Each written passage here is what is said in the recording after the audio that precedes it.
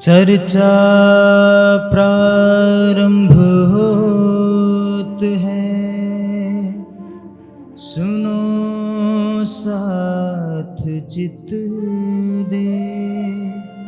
भजो राज श्यामा श्री प्राणनाथ,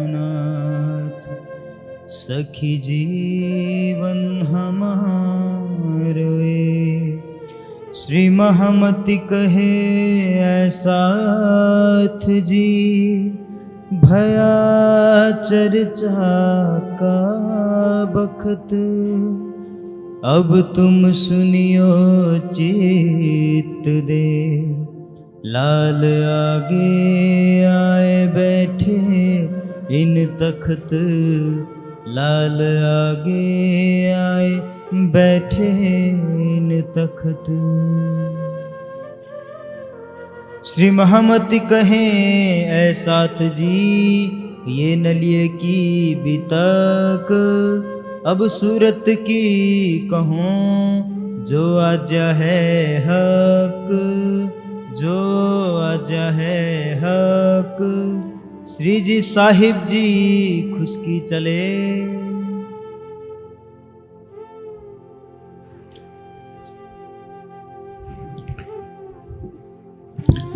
अक्षरातीत धामधनी श्री लालदास जी के धाम हृदय से सूरत की बितक का वर्णन करवा रहे हैं।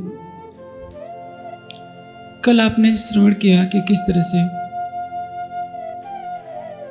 खमालिये के राजा को उकसा दिया गया था बिहारी जी के द्वारा, लेकिन वह उनका कुछ बिगाड़ नहीं सका। सब सुंदर साथ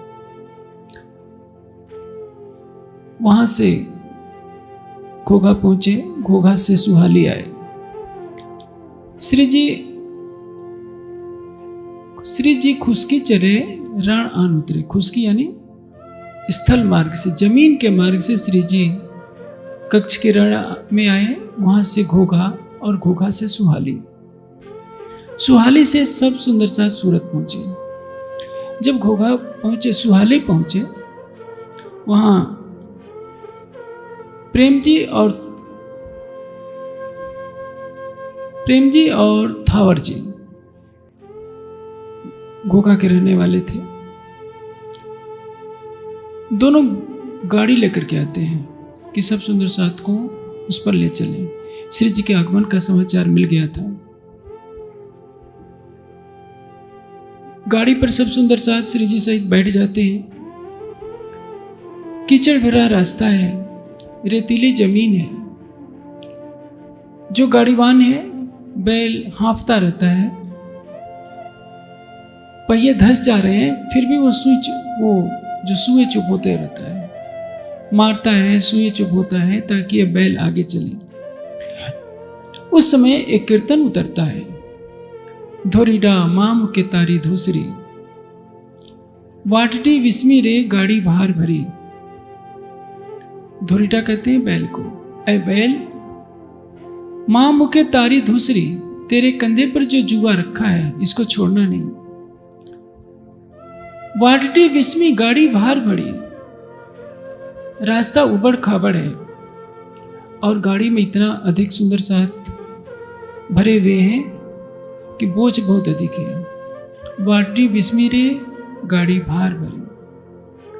आगे इस प्रकरण में कहा गया है कि बोझ ढोते ढोते तेरे कंधे पर घाव हो गए हैं। धोरीडा तू तो अवाचक थयो रे, बोलाए न सकी रे। तू तो गूंगा है, बोल सकता नहीं, लेकिन तुझे तो मंजिल पर पहुंचना ही है।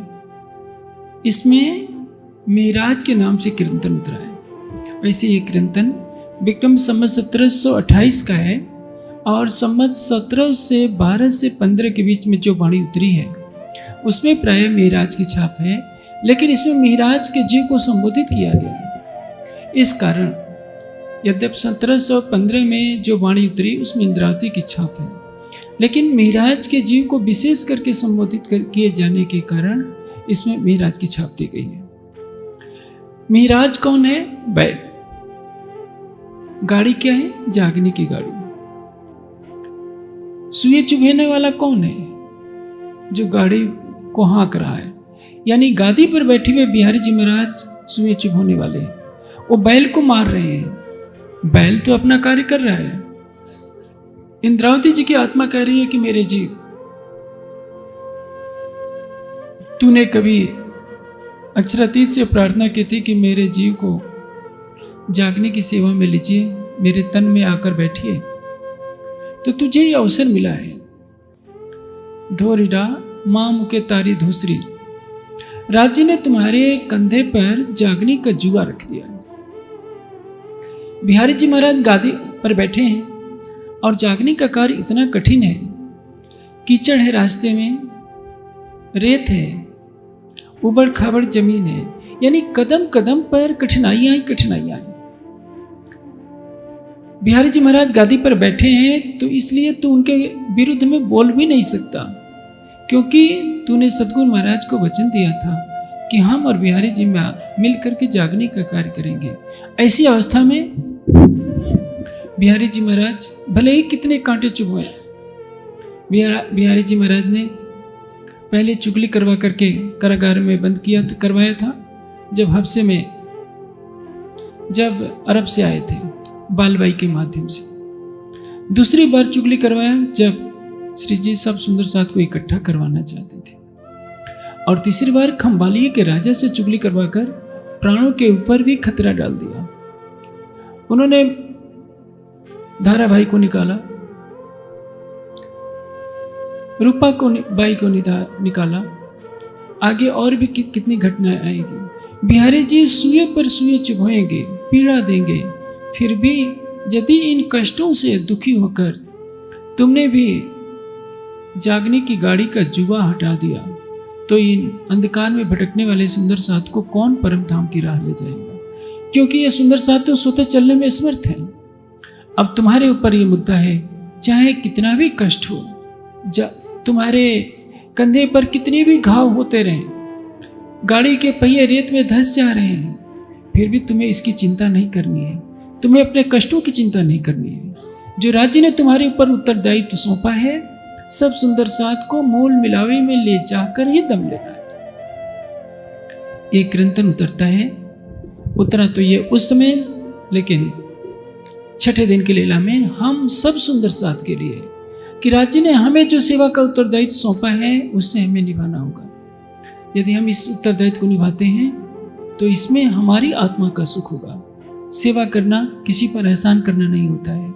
सेवा करे न जनाओ ही अपने आत्म के कारण। चाहे कोई तन से सेवा करता है या मन से करता है या धन से करता है या अपने बौद्धिक ज्ञान से सेवा करता है, वह उसका उत्तरदायित्व है और उसकी यह सेवा युगल स्वरूप के द्वारा स्वीकार की जाती है। सेवा के इस कार्य में कठिनाइयाँ आती हैं, अपमान के घूंट पीने पड़ेंगे, धन का कष्ट झेलना पड़ेगा, तरह तरह से कष्टों की लहर लगी रहेगी, लेकिन जो इससे विचलित हो जाएंगे वो परम धाम की ब्रह्मात्मा की गरिमा पर कलंक लगाएंगे। इसलिए इस कीर्तन के माध्यम से धाम धनी हम सबको सिखापन दे रहे हैं कि जागने के कार्य में कष्टों से कभी विचलित नहीं होना चाहिए, अपमान से विचलित नहीं होना चाहिए और हमेशा आगे बढ़ते रहना चाहिए। अब आप श्री जी सूरत पहुंचते हैं, घोघा से सुहाली, सुहाली से सूरत। घोघा में पद्मसिंह सुंदर साथ मिले थे, उन्होंने 8-10 दिन तक श्री जी की सेवा की। अब आप श्री जी सूरत में मोहनदास अमीन के यहाँ ठहरते हैं। वहाँ अखंड ब्रजराज की चर्चा होने लगती है। मोहनदास अमीन बल्भाचारी मत के थे और जब उन्होंने अखंड ब्रज और रास का वर्णन किया तो वैष्णव को बुरा लगने लगा, क्योंकि हम तो विष्णु को मानते हैं, सब कुछ विष्णु रूप श्री कृष्ण को, और ये कहते हैं कि श्री कृष्ण दो हैं और दोनों ही स्वरूप अखंड हैं और अभी भी लीला कर रहे हैं। वह लीला इस संसार में नहीं है बल्कि अखंड योग माया के ब्रह्मांड में है, जहाँ ब्रह्मा विष्णु शिव की भी गति नहीं है। जब ये बात सुनते हैं तो वैष्णव को बुरा लगता है। एक वैष्णव ने तो श्री जी को वहां पाखंडित कह दिया, लेकिन श्री जी ने शालीनता से सबका समाधान किया। जब देखा कि कटुता ज्यादा बढ़ने लगी है तब श्री जी वहीं से बगल में शिवजी भाई का मकान था, उनके घर ठहरे। यहाँ 17 महीने श्री जी ठहरते हैं। कलश गुजराती की 2 चौपाई जो हफ्से में उतरी थी, यहाँ कलश गुजराती संपूर्ण होती है। 17 महीने में जो बीतक हुई उसका वर्णन आप सुनिए, कितनी रोमांचक बीतक है। जब श्री जी शिवजी भाई के घर ठहरते हैं, चर्चावाणी प्रारंभ हो जाती है। शिवजी भाई और रामजी भाई 2 सगे भाई हैं, लेकिन शिवजी भाई बहुत धनवान हैं, रामजी भाई बहुत गरीब हैं। शिवजी भाई रामजी भाई दोनों ने सतगुरु धनसिदेव चंद जी के चरणों में तारतम लिया था, लेकिन परम धाम की वाणी के न अवतरित होने से आपने पहले सुना है कि 313 सुंदर साथ ने तारतम लिया। सभी ब्रह्मशिष्टि थे, लेकिन सबकी आत्मा सो गई थी। जब तक तारतम वाणी का प्रकाश न आए, हम तो केवल 1 चौपाई या 6 चौपाई सुनाकर मान लेते हैं कि इनकी आत्मा जागृत हो गई है। केवल 1 चौपाई या 6 चौपाई याद करने से, गले में कंठी बांध देने से आत्मा जागृत नहीं होती। आत्मा की जागने का तात्पर्य क्या है? ऐसा आवत दिल हुक्मे यूं इसके आत्म खड़ी हो, हक सूरत दिल में चुभे तवरू जागी अंग देखो सो। जब तक राज्य की सूरत स्वरूप नख से सिख तक आत्मा के हृदय में बस नहीं जाता कि राज्य की आंखें कैसी हैं, माथा कैसा है, चरण कमल कैसे हैं, हाथ की उंगलियां कैसी हैं, हृदय कमल कैसे हैं, घुघराले बाल कैसे हैं, जब तक वो नूरी शोभा नहीं बसेगी तब तक कोई भी अपने को दावा नहीं कर सकता कि मेरी आत्मा जागृत है। हाँ, यदि तारतम वाणी का ज्ञान है, ईमान है, अटूट विश्वास है, समर्पण है, तो हम आधी जागने का दावा कर सकते हैं। लेकिन पूर्ण जागने का तात्पर्य हमारी आत्मा के धाम हृदय में युगल स्वरूप की छवि बसे, और ये जागनी अभी हकीकत के दृष्टि जागनी मानी जाएगी। मार्फत की जागनी कुछ और है, और ये किसी विरले परमहंस को ही प्राप्त होती है, हर ब्रह्मात्मा को भी प्राप्त नहीं होती। मार्फत की जागने का तात्पर्य यह है कि राज्य के दिल में डुबकी लगाकर स्वयं के अस्तित्व को भुला देना। जब तक हमें राज्य का नख से सिख तक दिख रहा है, श्यामाज दिख रही है, 25 पक्ष दिख रहे हैं, हमें अपनी परात्म भी दिख रही है, हमें अपने अस्तित्व का बोध है, तब तक वो हकीकत। और राज्य के दिल में डुबकी लगाने के बाद स्वयं को भूलना मारिफत की जागनी होती है। शिवजी भाई को श्री जी ने भेजा कि जाओ तुम नौतनपुरी में बिहारी जी महाराज गादी पर बैठे हुए हैं, उनका दर्शन करो। शिवजी भाई गए, 5 मोहरे उनके चरणों में रखे। परिणाम क्या हुआ? बिहारी जी महाराज बहुत प्रसन्न हुए और कहा कि शिवजी भाई, तुम्हारी आत्मा परम धाम में है, मैंने देख लिया है, तुमने अपनी आत्मा को निर्मल कर लिया, तुम जागृत हो गए। रामजी भाई को भी भेजा, दोनों भाई गए थे। शिवजी भाई तो घोड़े से चले गए, अमीर थे। रामजी भाई पैदल चल करके गए, रास्ते के लिए खाने पीने की कोई सामग्री लेकर गए। बेचारे क्या करते? श्री जी ने पत्र लिख दिया था कि रामजी भाई आपके पास जा रहे हैं आपका दर्शन करने, आप इनके ऊपर अपनी कृपा दृष्टि बरसाए रखिएगा। जब बिहारी जी महाराज ने देखा, अपने हजूरी से पता किया कैसा आदमी है, बताया गया कि गरीब है। कैसे आया है? पैदल चलकर आया है। बिहारी जी ने मिलने तक से मना कर दिया। पाती पहुंचाई कि श्री जी ने आपके लिए पत्र भेजा है, आप इसको पढ़ लीजिए। बिहारी जी ने वह पत्र भी लेने से मना कर दिया। 3 दिन तक वह सुंदर साथ भूखों रह करके हाथ जोड़ता रहा कि बिहारी जी महाराज हमें दर्शन दे दीजिए, केवल हम दर्शन करने के लिए आए हैं। बिहारी जी पिघले नहीं, वापस लौटा दिया। वह सुंदर साथ रोता विलखता आया श्री जी के चरणों में, कहता है कि धाम धनी, मुझे ऐसे गादीपति बिहारी जी महाराज का दर्शन नहीं करना है। यदि आप कहते हैं कि इनके अंदर राज्य है, तो मुझे ऐसे राज्य की आवश्यकता भी नहीं है। आपने जो पाते लेकर दी थी, बिहारी जी ने पाते भी नहीं ली, वापस फेर दी। मैं 3 दिन तक रो रो कर प्रार्थना करता रहा कि मुझे दर्शन मिल जाए। बिहारी जी ने दर्शन देने से भी मना कर दिया। ऐसा नहीं है कि वो समय चला गया है, आज भी वैसी स्थिति है। यदि आप गरीब हैं तो ऐसे भी स्थान है जहाँ से आपको मंदिर में दर्शन करने की भी स्वीकृति न मिले, दरवाजे से ही बाहर लौटा दिया जाता है कि नहीं, आप गरीब हो, आपको अंदर जाने की स्वीकृति नहीं। भर्तृहरि ने इस विषय में एक बहुत अच्छी बात लिखी है कि रे मन, तू इस दुनिया के चक्रवर्ती सम्राटों से क्यों मिलना चाहता है? जब तू मिलने के लिए जाता है तो महल के पहरेदार कहते हैं कि महाराज अभी शयन कर रहे हैं। तू सम्राटों के सम्राट, अनंत ब्रह्मांडों के स्वामी उस परमात्मा से क्यों नहीं मिलता, जिससे मिलने के लिए कभी कोई रोकने वाला नहीं है? 24 घंटों में कभी भी ध्यान लगाओ और सीधे उससे मिलन कर लो। आज के गादीपति भी तो ऐसा ही मार्ग चुने हुए हैं। उनका हजूरी रहेगा, उसकी कृपा होगी तो आप मिल सकते हैं, नहीं तो दरवाजे पर बैठे रहिए। आत्मा और परमात्मा के बीच में ये बिचौलियापन क्यों?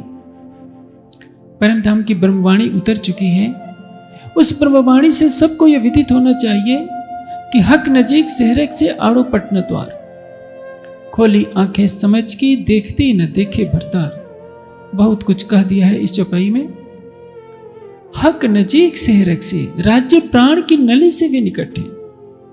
आड़ो पट, हमारे और धनी के बीच में कोई पर्दा नहीं है। आड़ो पटना द्वार, खोली आंखें समझ की। ज्ञान दृष्टि, हमारी दृष्टि तो खुल गई है। हम इस चौपाई को बार बार पढ़ते हैं कि हक नजीक सहरेक से, लेकिन देखती न देखे भरता। ज्ञान दृष्टि देखते हैं, अंतर्दृष्टि नहीं देखते। अंतर्दृष्टि खोलकर जब हम देखेंगे तो हमारी आत्मा के धाम हृदय में ही प्रीतम प्राणेश्वर का दर्शन हो जाएगा। लेकिन समाज की आंखें बंद हैं। समाज तो असहाय है, वो गादी के पीछे भागा जा रहा है कि जो गादी पर बैठेगा उसकी कृपा के बिना हमें परम धाम नहीं मिलेगा, उसकी कृपा के बिना हमें राज्य नहीं मिलेंगे, हमारी आत्मा जागृत नहीं होगी। यही 300 वर्ष गुजरते हो गए, समाज की यही दयनीय हालत रही कि समाज में कभी स्वाभिमान नहीं जगा कि हम परम धाम की ब्रह्मात्मा है, तो हम अपने प्रेम के बल पर इन विद देने ईमान उपजाओ ने इश्क, सो इश्क बिना न पाइए ये जो नूर तजल्ला। यदि हमारी आत्मा में प्रेम है, अटूट समर्पण है, तो संसार की ऐसी कौन सी शक्ति है जो हमें धनी से मिलने से रोक दे? पंचभौतिक तन से तो उनका हजूरी गादीपति महाराज का रोक सकता है, लेकिन राज्य से मिलने में तो मौत भी हमें नहीं रोक सकती। केवल कमी है दृढ़ संकल्प की, अटूट आत्मविश्वास की, श्रद्धा की, समर्पण की, प्रेम की। जब ये संपत्तियां हमें प्राप्त हो जाएंगी तो एक क्षण भी नहीं लगेगा राज्य का दर्शन होने में। अब श्री जी इस बात से बहुत व्यथित होते हैं कि कम से कम जिसको मैंने भेजा उसे दर्शन तो देना चाहिए था। ऐसा लगता है कि इनके ऊपर कुछ राज्य की कृपा नहीं है, जो इतने निष्ठुर हृदय हो गए हैं कि बेचारा सूरत से चलकर नौतनपुरी पैदल गया और बिहारी जी महाराज ने 3 दिन प्रार्थना करते रहने पर भी दर्शन नहीं दिया। जैसे जैसे समय बीतता जाता है, खटास बढ़ती जाती है। बिहारी जी महाराज ने कहना शुरू कर दिया कि महाराज मेरे निर्देश पर नहीं चल रहे, अपना अलग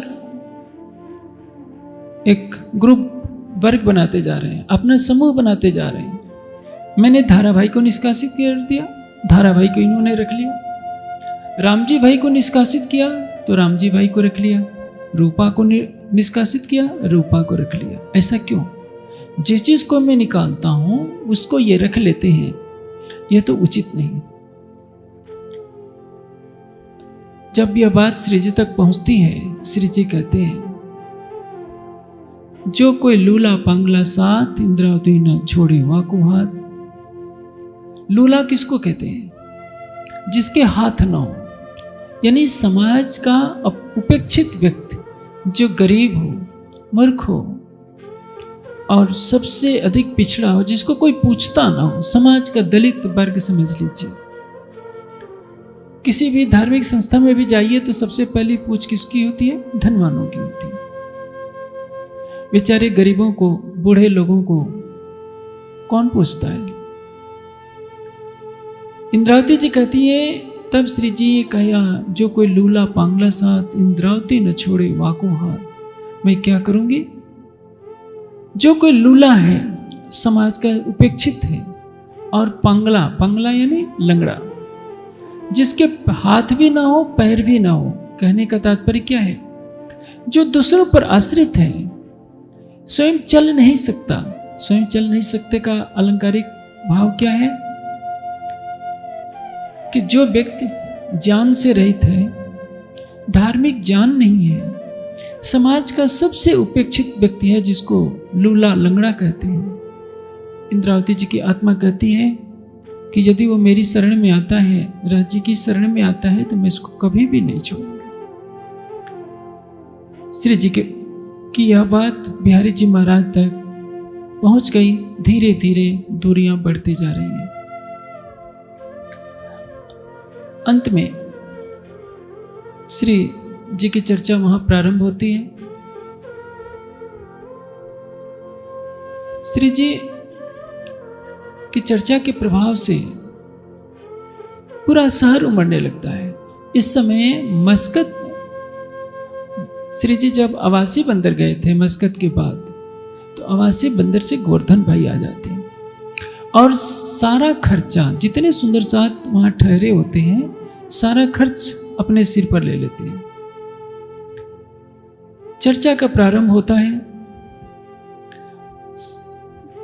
भीड़ ऐसी होती है कि थमने का नाम नहीं लेती। उसमें श्याम भाई और भीम भाई, ये वेदांत के दो प्रसिद्ध विद्वान हैं। इन दोनों के गुरु हैं शंभुनाथ, जो एक दशनाम सन्यासी थे। चर्चा सुनते हैं, देखते हैं कि यहाँ तो हर विषय से चर्चा हो रही है। गीता से भी हो रही है, वेदांत से भी हो रही है, भागवत से भी हो रही है, सभी ग्रंथों से चर्चा हो रही है। और हमने तो सारे जीवन परिश्रम करके केवल वेदांत का पक्ष पढ़ा है। जब श्री जी की चर्चा सुनते हैं तो उनको बहुत अच्छी लगती है। श्री जी से वार्ता करते हैं। श्री जी के प्रेम भरे व्यवहार से श्याम जी भाई, भीम भाई बहुत ही प्रभावित होते हैं। दोनों सोचते हैं कि हम तो आज तक यही जानते थे कि जो कण कण में व्यापक है वही परमात्मा है। वेदांत क्या कहता है कि परमात्मा इस सृष्टि में सर्वत्र व्यापक है। इस संबंध में वो ईशावास्य उपनिषद, जिसको यजुर्वेद का 40वां अध्याय कहते हैं, उसमें का पहला मंत्र, उसका एक मंत्र है, ईशावास्यम इदम सर्वम यत्किंच जगत्याम जगत तेन तक्तेन भुंजिता मां गृता कस्य स्वीतनम। ईशावास्यम का अर्थ होता है परमात्मा सब में वास कर रहा है। वास करने का तात्पर्य किससे है, यह समझ में संसार को नहीं आता। एक तो सत्ता से वास किया जाता है और एक है स्वरूप से वास करना। वाणी में एक कहा है, कोई कहे कछुए नहीं तो ये भी क्यों बनी आवे, जो या में ब्रह्म सत्ता न होती तो ब्रह्मांड अधकीन रहने पाए। आधे क्षण के लिए भी इस सृष्टि का अस्तित्व नहीं रह सकता यदि इस सृष्टि में परमात्मा का अस्तित्व नहीं है। तो परमात्मा की सत्ता है ब्रह्म के संकल्प से, जो प्रकृति है, जिसको अंधकार से आवृत कहा गया है, तम आसीत तमसाम गूढ़म अग्रे कहा गया है। ऋग्वेद के नास्ति सूक्त में एक मंत्र आता है, न सत आसीत तदानीम न असत आसीत न रजो नो व्योमा नो परोयत। उस सृष्टि से पहले न व्यक्त जगत था न अव्यक्त जगत था, न परमाणु थे, अनेक अनंत लोक भी नहीं थे। उसमें क्या था? ब्रह्म के संकल्प से उस मोह तत्व के अंदर कंपन पैदा होता है और वो कंपन ही सृष्टि का कारण है। आप देखिए, सृष्टि का हर कंपन कर रहा है, स्थिर नहीं है। जिस क्षण स्थिरता आ जाएगी उसी क्षण प्रलय हो जाएगा। परमाणुओं का कंपन इतना तीव्र है कि एक एटम के अंदर इलेक्ट्रॉन, प्रोटॉन, न्यूट्रॉन की गति प्रकाश की गति के बराबर है। 3 लाख किलोमीटर प्रति सेकंड की गति से इलेक्ट्रॉन भाग रहे हैं। हम तो किसी भी वस्तु को देखेंगे, हमारे सामने जो स्थूल वस्तु दिखाई देती हैं, हम सोचते हैं कि ये सब स्थिर है। स्थिर तो है, इसके अंदर जो मोलेकुल्स हैं, एटम्स हैं, मोलेकुल्स का अर्थ अणु किया जाता है, जो उचित नहीं है। एटम्स का अर्थ अणु हो सकता है, लेकिन एटम्स का अर्थ परमाणु नहीं हो सकता। भारतीय दर्शन में परमाणु का अर्थ वो होता है जिससे अधिक सूक्ष्म कण न हो। आज विज्ञान जिस हिग्स बोसोन की कल्पना कर रहा है, भारतीय दर्शन की पहुंच उससे अधिक है। भारतीय दर्शन तो ये कहता है कि हमारी इंद्रियों से सूक्ष्म है अहंकार, क्योंकि अहंकार से हमारी इंद्रियों की रचना हुई है। हमारे मन, चित्त, बुद्धि, अहंकार की रचना महत्त्व से हुई है, और महत्त्व से भी सूक्ष्म है कारण प्रकृति। जब मन की रचना, आज तक कोई साइंस का विद्वान नहीं बता पाया, बुद्धि की संरचना कितने परमाणुओं से हुई है ये कोई नहीं बता पाया, तो सांख्य दर्शन ने, कणाद ऋषि ने जिसको परमाणु कहा है, निश्चय है कि वह आकाश से भी सूक्ष्म है, अहंकार से भी सूक्ष्म है, महत्त्व से भी सूक्ष्म है। जिसको हिग्स बोसोन कहते हैं उससे भी वह सूक्ष्म कण है। अब परमाणुओं में कंप होता है, सृष्टि रचना का प्रारंभ यहीं से होता है। और वो कंपन करने वाला कौन है? अक्षर का स्वाप्निक मन। अक्षर ब्रह्म जो मूल परम धाम में है, उस अक्षर की अखंड लीला बेहद में होती है। बेहद में अक्षर के चतुष्पाद हैं, अव्याकृत, सबलिक, केवल और सत्स्वरूप। अव्याकृत मन का स्वरूप है, सबलिक चित्त का स्वरूप है, केवल बुद्धि का स्वरूप है, और सत्स्वरूप अहंकार का स्वरूप है। इनको वेद में कहा गया है चतुष्पाद भूत्वा भोग्य सर्वम अदत्त भोजनम। 4 पादों में होकर ब्रह्म चौथे पाद में सारी सृष्टि को लीन कर लेता है। चारों वेदों में पुरुष सूक्त है, और पुरुष सूक्त में चतुष्पाद विभूति से संबंधित कई मंत्र आए हैं। कहा गया है पुरुष सूक्त में, त्रिवे पद्मद्याम आरोहत पादस ये अभूत गुना। जो इसके 3 पाद हैं, सबलिक, केवल और सत्स्वरूप, ये चेतन, प्रकाशमय और अखंड है। चौथा पाद भी अखंड है, और इसी चौथे पाद के संकल्प से पादस ये अभवत पुनः बार बार सृष्टि का प्रकटन और लय होता रहता है। आगे वेद कहते हैं त्रिपाद ऊर्ध्व उदयित पुरुषः। परमात्मा कहाँ है? इन 3 पादों सबलिक, केवल, सत्स्वरूप के ऊपर है, परे है। इतना होने पर भी संसार इन रहस्यों को बिना तारतम्य ज्ञान के नहीं समझ सकता। वेदांत की समीक्षा करते हुए महर्षि दयानंद ने सत्याप्रकाश में एक वाक्य बहुत अच्छा लिखा है कि उस अखंड एकरस ब्रह्म स्वरूप में नाना वस्तुओं का मेल नहीं है, किंतु ये पृथक पृथक स्वरूप में परमात्मा के आधार में स्थित है। इस एक वाक्य में सब कुछ कह दिया। आशय क्या है कि इस त्रिगुणात्मक जगत में 2 की लीला हो रही है, प्रकृति की लीला हो रही है और जीव की लीला हो रही है। अस्तित्व है जीव का और प्रकृति का, इसलिए इसको क्या कहते हैं? द्वैत। द्वैत से परे जहां अखंड ब्रह्म है, अखंड ब्रह्म अपनी अखंड प्रकृति के साथ लीला करता है, उसको कहते हैं अद्वैत। उस अखंड ब्रह्म के स्वरूप में जड़ प्रकृति का प्रवेश नहीं है, सतरजतम वहां नहीं है। वहां अखंड ब्रह्म क्रीड़ा कर रहा है, इसलिए वहां शाश्वत ज्ञान का प्रकाश है, शाश्वत प्रेम है। ये चतुष्पाद विभूति उसी को कहते हैं। इस रहस्य को न समझने के कारण सभी मनीषी जनों ने क्या मान लिया कि इस नश्वर जगत के कण-कण में परमात्मा बैठा है। जैसे कोई अंधेरी रात हो, रात के अंधेरे में कोई सूरज को खोजना चाहे तो क्या अंधेरे के कण-कण में सूरज व्यापक हो सकता है? और जब सूरज हो, सूर्य के अंदर कोई कहे कि अंधेरा छिपा बैठा है, तो ये कभी संभव नहीं है। उसी तरह से जहाँ परमात्मा होगा वहाँ ये त्रिगुणात्मक जगत नहीं होगा, और जहाँ त्रिगुणात्मक जगत होगा वहां परमात्मा का स्वरूप नहीं होगा। उपनिषदों ने कहा, वेदों ने कहा, गीता ने कहा, न तत्र सूर्यो भात, जहां ब्रह्मधाम है वहां जड़ सूर्य नहीं है। न चंद्र तारका, वहां चंद्रमा और ताराएं तारागणों का प्रकाश नहीं है। न इमा विद्युतो भांत, ये विद्युत भी नहीं चमकती है। कुतो ओयम अग्नि, तो यह अग्नि का, वहां के कणकण में तो ब्रह्म रूपता है, कणकण में ब्रह्म का प्रकाश है। ये जो सूरज, चांद, नक्षत्र हम देख रहे हैं, ये तो प्रकृति के अग्नि तत्व के बने हुए सब प्रकाशमान पदार्थ हैं, और ये महाप्रलय में सभी लय को प्राप्त हो जाने वाले। अक्षर ब्रह्म का स्वाप्निक मन जब मोह सागर में प्रवेश करता है तो वो स्वयं को नारायण के रूप में देखता है। आपो नारा इत प्रोक्ता, आपो वै नर सुनवा, ता यदस ऐनमित नारायण इत स्मृत है। आपा कहते हैं मोह सागर को।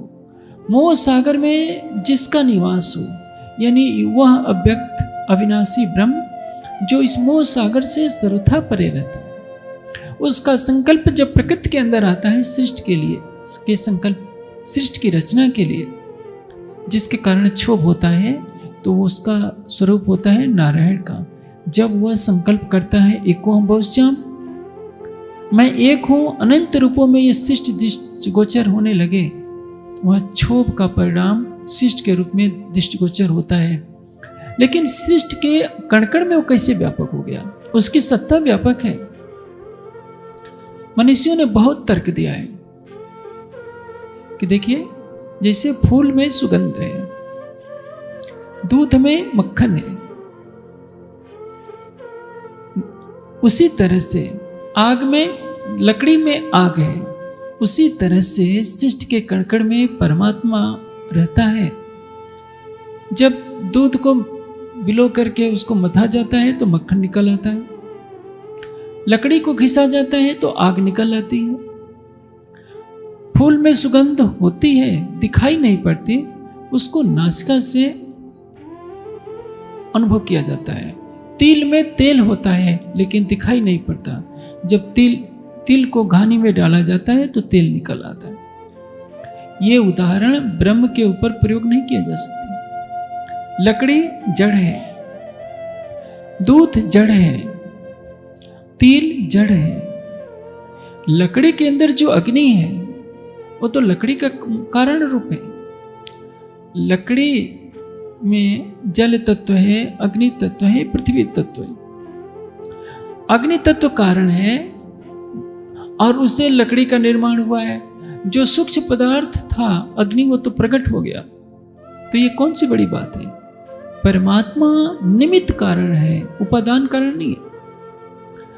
लकड़ी के अंदर जो कारण रूप में पदार्थ है वो उपादान कारण है अग्नि, जिससे जल तत्व की रचना हुई, पृथ्वी तत्व की रचना हुई, और लकड़ी में वही सब वस्तुएं हैं। जिस निमित्त कारण माली ने उस पौधे को लगाया है जिसकी लकड़ी जलाई जाती है, वह निमित्त कारण लकड़ी के कणकण में नहीं बैठा।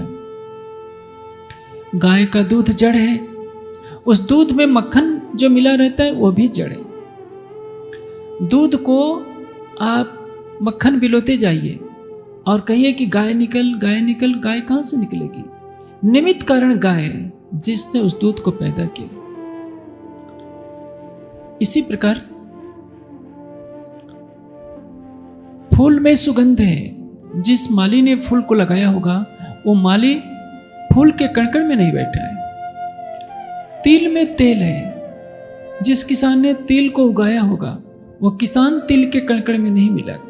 तिल भी जड़ है, तेल भी जड़ है। जड़ पदार्थ से जड़ पदार्थ का निकलना कहीं भी ब्रह्म के लिए यह घटित नहीं हो सकता कि सारी सृष्टि के कणकण में परमात्मा रम रहा है। तारतम्य ज्ञान का प्रकाश न होने से जब सबने सृष्टि के कणकण में परमात्मा की सत्ता का अनुभव किया तो आंख मूंद कर कह दिया कि परमात्मा सृष्टि के कणकण में है। जब श्री जी चर्चा करते हैं तारतम्य ज्ञान के प्रकाश में, कहाँ है ब्रह्म?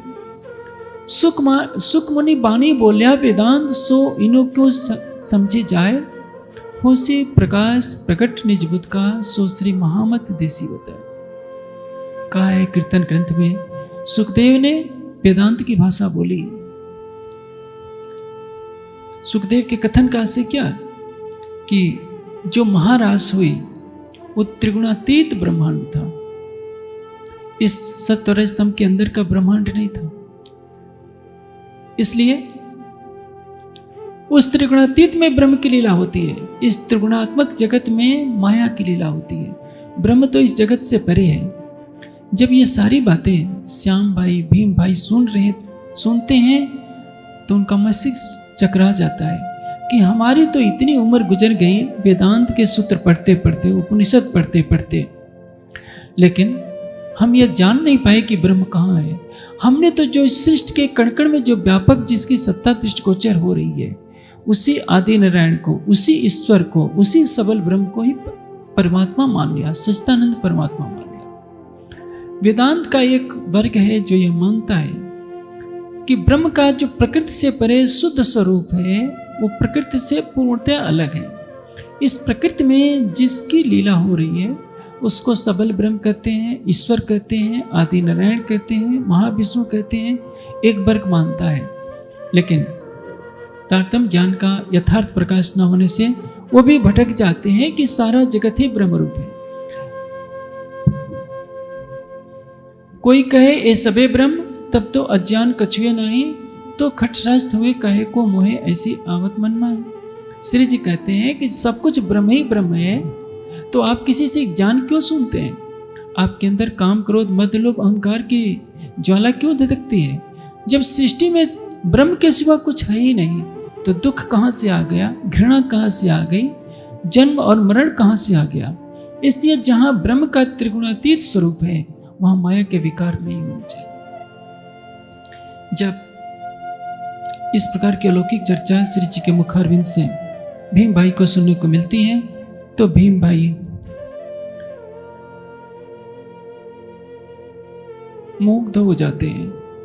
भीम की नजर अखंड में विहार करने लगती है, क्योंकि वो परम धाम की ब्रह्मात्मा है भीम भाई।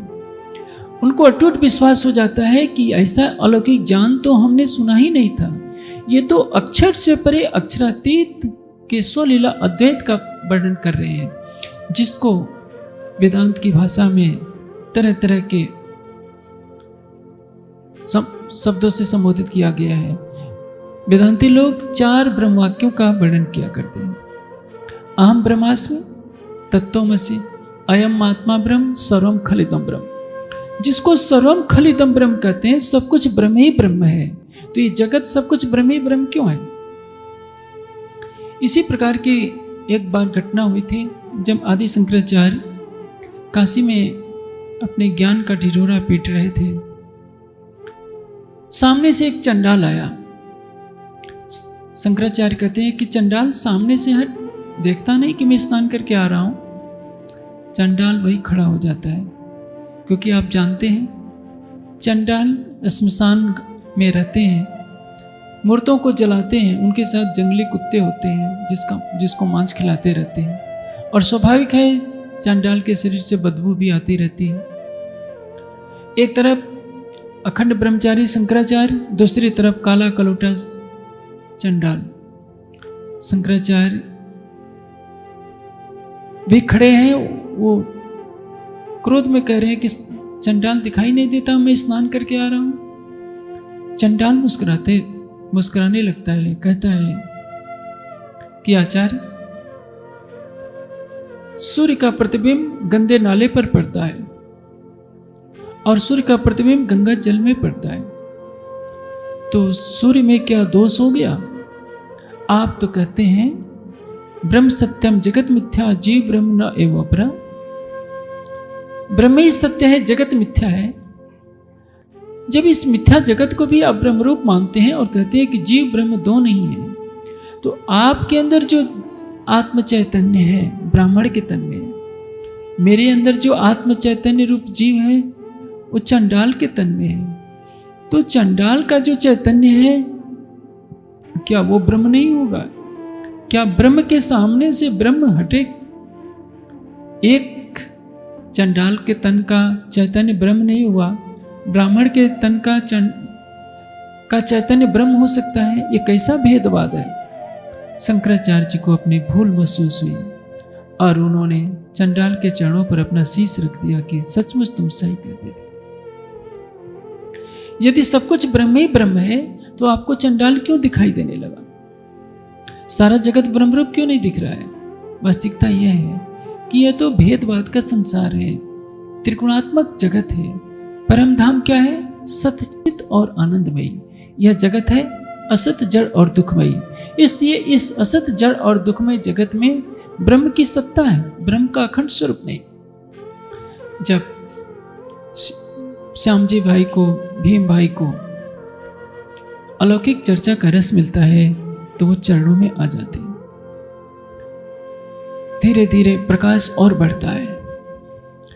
एक गोविंद जी व्यास थे। गोविंद जी व्यास बल्लभाचार्य मत के अनुयायी थे। उन्होंने कहीं से भागवत के 40 प्रश्नों को सुन रखा था। उन्हें उसका अर्थ स्पष्ट नहीं हो पाता था। भागवत के उन 40 प्रश्नों में मुख्य मुख्य प्रश्न हैं कि मोह क्या पदार्थ है, अहंकार क्या पदार्थ है, मोह की उत्पत्ति कहाँ से हुई, ये जगत कहाँ लीन हो जाता है, जब ब्रज की लीला अखंड है तो वह कहाँ है, कहाँ पर हो रही है, योग माया का ब्रह्मांड कहाँ है। इन प्रश्नों का उत्तर तो बिना तारतम्य ज्ञान के कोई दे ही नहीं सकता था। मोहन लाल दलाल अपने एक सुंदर साथ थे। उन्होंने उन 40 प्रश्नों को कहीं से लिख लिया, क्योंकि बल्लभाचार्य मत के लोग अपने ज्ञान को हमेशा छिपाते हैं, और ज्ञान को छिपाने वाला संकीर्ण बुद्धि का ही होता है। विशाल हृदय वाला व्यक्ति तो ज्ञान को कभी भी छिपाएगा नहीं। वह जानता है कि हम ज्ञान को जितना बांटेंगे उतना ही बढ़ेगा, और जितना छिपाएंगे उतना ही कम होगा।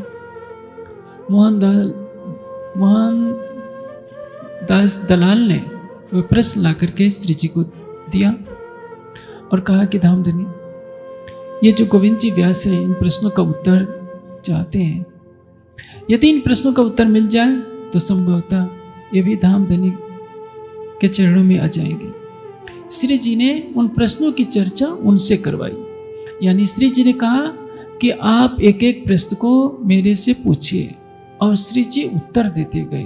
परिणाम यह हुआ कि गोविंद जी व्यास को पूर्णतया बोध हो गया कि ये जो 40 प्रश्न थे जिसका उत्तर आज तक किसी ने नहीं दिया था, हमें प्राप्त हो गया है। और उन्होंने भी पूरे परिवार सहित तारतम्य ज्ञान ग्रहण कर लिया। अब जब वेदांत के विद्वान और बल्लभाचार्य मत के व्यास जी कहलाने वाले गोविंद जी सभी धामधनी के चरणों में आ जाते हैं तो पूरे नगर में शोर मच जाता है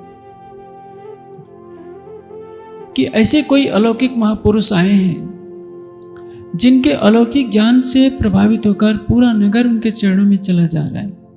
यह बात धीरे धीरे बिहारी जी महाराज तक पहुंच जाती है।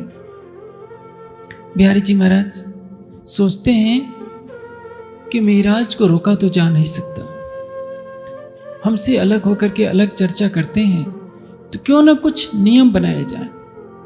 उन्होंने श्री जी के पास पाती भेजी। पाती में क्या लिखते हैं कि देखो महाराज, हमारा पंथ उज्जवल बना रहे, इसके लिए मैंने 3 नियम बनाए। एक तो पहला नियम यह है कि नीची जात के व्यक्ति को तारतम्य नहीं सुनाना है। दूसरे, विधवा स्त्री को तारतम्य नहीं सुनाना है। और एक तीसरा नियम है कि मेरे और तुम्हारे अतिरिक्त और कोई तारतम्य ज्ञान किसी को न दे। श्री जी के पास जब पाती आई तो श्री जी ने इसका उत्तर लिखा कि बिहारी जी महाराज,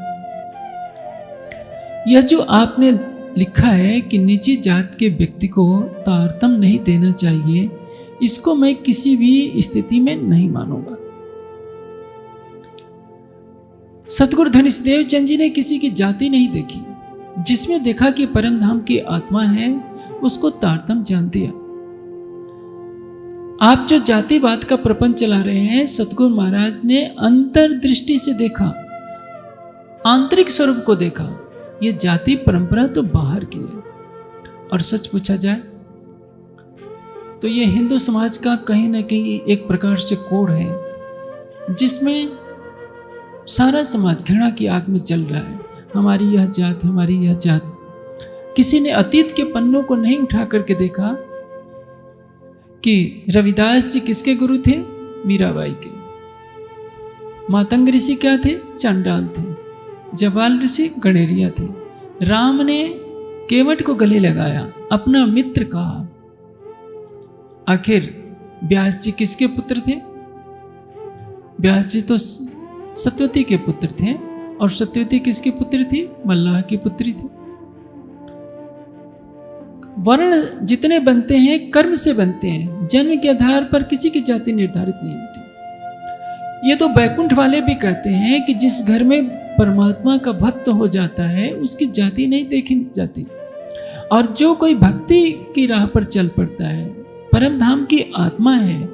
जब वाणी कहती है कि परम धाम की आत्माएं चारों वर्णों में उतरी है, तो हम जाति देख करके तारतम देंगे कि ये छोटी जाति का है, इसको तारतम न दे, तो जागने का प्रकाश कैसे फैलेगा? जो पौराणिक हैं वो वेद का एक मंत्र उद्धृत करते हैं, उसी के आधार पर उल्टी व्याख्या करके सबको समझाते हैं।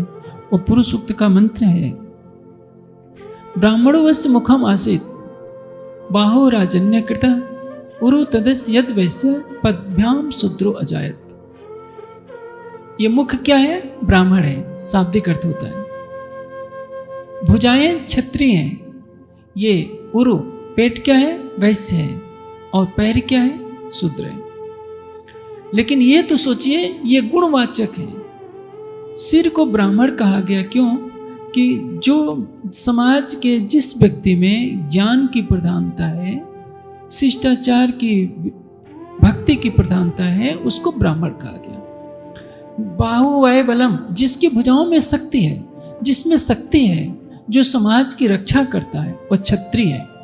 जो कृषि और व्यापार से, पेट में क्या होता है? हमारा सारा भोजन पचता है। कृषि और व्यापार से जो समाज की रक्षा करता है, समाज को संचालित करता है, वो वैश्य है। और यदि शूद्र महाराज को काट दीजिए, यानी दोनों पैर को काट दीजिए, तो क्या करेंगे?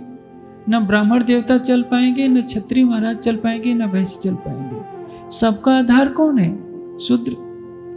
उसी से घृणा करेंगे तो तीनों का अस्तित्व मिट जाएगा। यह बात सबको ध्यान में रखनी चाहिए। जब समाज ने शूद्रों को सताया, परिणाम क्या हुआ?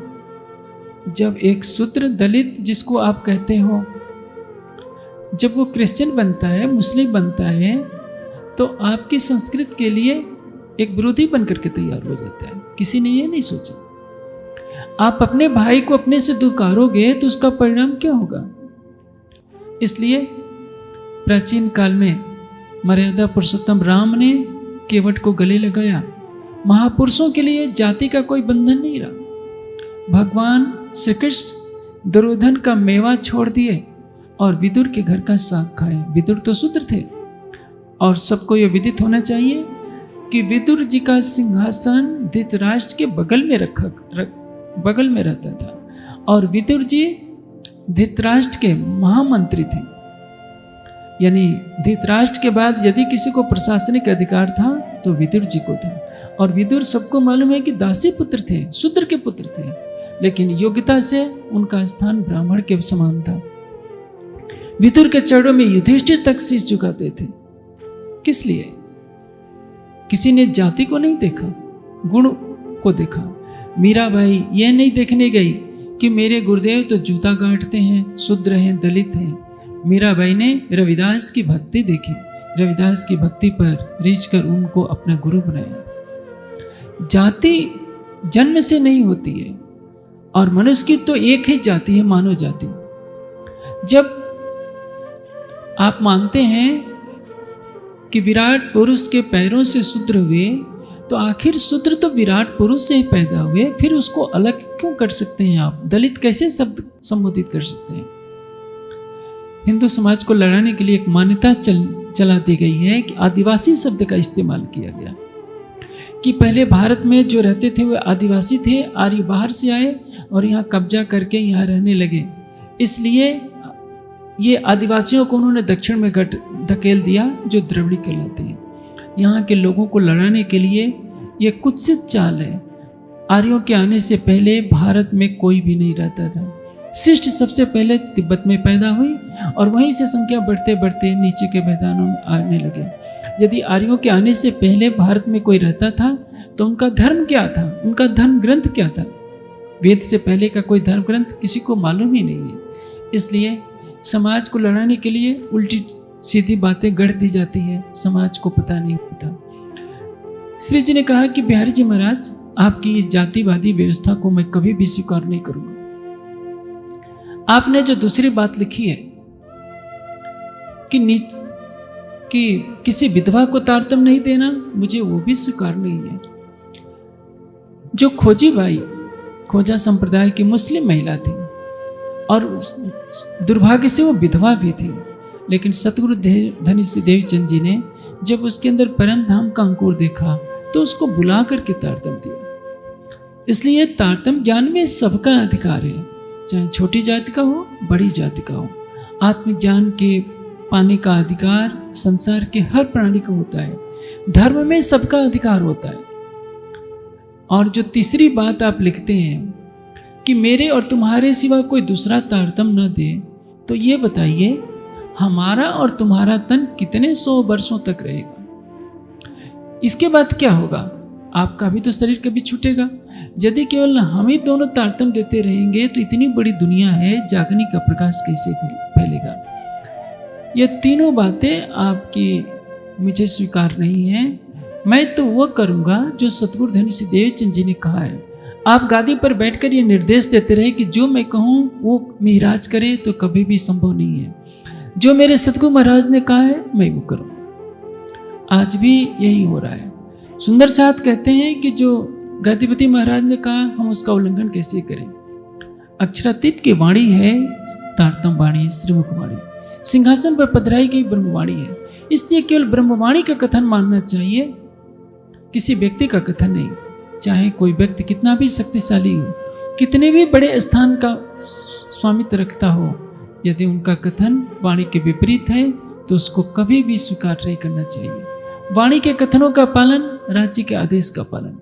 कोई भी व्यक्ति सीमित शक्ति रखता है वह अक्षरातीत नहीं हो सकता।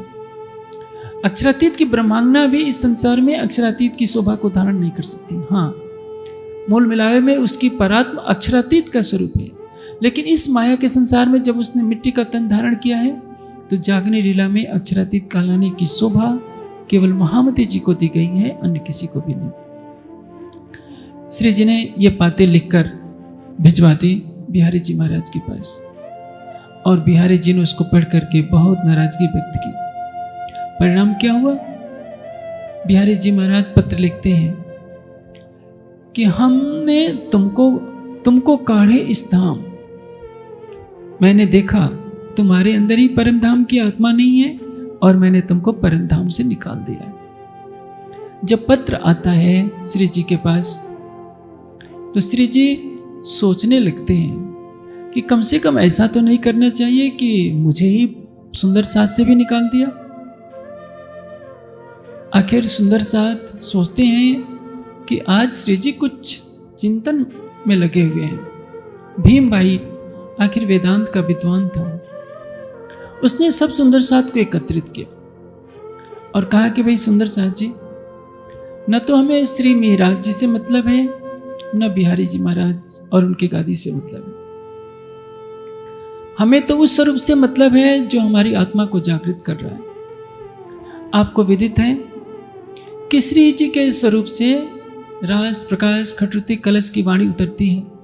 श्री जी परम धाम का ज्ञान देते हैं, हमारी आत्मा का संबंध युगल स्वरूप से जोड़ते हैं। उन्होंने अपनी शरण में आए हुए किसी व्यक्ति को निष्कासित नहीं किया, जबकि बिहारी जी को परम धाम का एक अक्षर भी मालूम नहीं। उन्होंने एक की भी आत्मा को जागृत नहीं किया है। और जब देखो कभी रूपा को निकाल रहे हैं, धाराभाई को निकाल रहे हैं, राम जी तक को निष्कासित कर दिया और ऐसे उल्टे सीधे नियम बना रहे हैं, तो हमें किसकी शरण में जाना होगा? सब ने एक स्वर से कहा कि भीम भाई आपने अच्छी बात कही है, हमें तो केवल श्री प्राणनाथ जी से ही संबंध रखना है। सब सुंदर साथ को समझाकर भीम भाई ने नेतृत्व किया और बायजुराज के साथ सिंहासन पर बैठाकर सूरत के अंदर उनकी आरती उतारी और सबने घोषित कर लिया, हम अपना तन मन धन श्री जी पर न्यौछावर करते हैं। अब हमें कभी भी नौतनपुर जाने की आवश्यकता नहीं है। हम बिहारी जी महाराज की गादी को स्वीकार नहीं करेंगे। हमें तो केवल श्री प्राणनाथ जी के चरणों में ही अपना सर्वस्व न्यौछावर करना है। उस समय सूरत में 500 की संख्या में सुंदर साथ एकत्रित हो गए थे और सबने प्राणनाथ जी की आरती उतारी और घोषित कर दिया कि हम आज से आपको अपना अक्षरातीत धामधनी मानते हैं। हमें नौतनपुरी या बिहारी जी से कुछ भी लेना देना नहीं। यह घटना हमें बहुत कुछ सिखापन दे रही है। बिहारी जी महाराज ने क्या कहा, मीराज मैंने तुमको परम धाम से ही निकाल दिया।